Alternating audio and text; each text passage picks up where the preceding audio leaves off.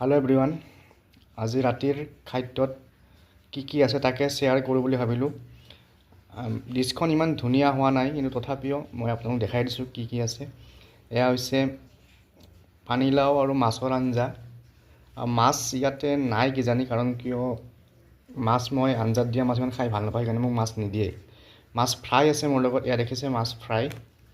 তাৰপিছত এয়া হৈছে চাটনি। চাটনিটো মায়ে বনাইছে, এইটো কিহৰ চাটনি জানো। তাৰপিছত এয়া হৈছে আমৰ আচাৰ, আৰু এয়া হৈছে চিকেন ড্ৰাই ফ্ৰাই। চিকেন আৰু আলু ড্ৰাই ফ্ৰাই, গ্ৰেভি বনোৱা নাই, অলপ ড্ৰায়ে আৰু। তো এনেকৈ ৰাতিৰ ভাত সাজ খাব লৈছোঁ, আৰু ভাল লাগিল ডিছটো দেখা পাই পেলাই বা খাদ্যখিনি দেখা পাই পেলাই। আৰু এনেকৈ কেতিয়াবা খোৱা যায়। মই দিনত ভাত খোৱা নাছিলোঁ আজি, সেইকাৰণে দিনৰ এয়া পানীলাও আৰু মাছৰ আঞ্জা দিনৰ।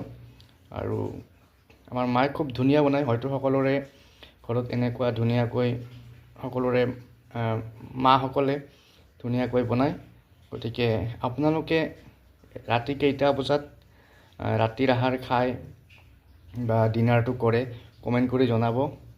আৰু কেইটামানত ডিনাৰ কৰিলে আমাৰ স্বাস্থ্যৰ কাৰণে ভাল বা আমাৰ স্বাস্থ্যৰ কাৰণে লাভজনক কমেণ্ট কৰি জনাব।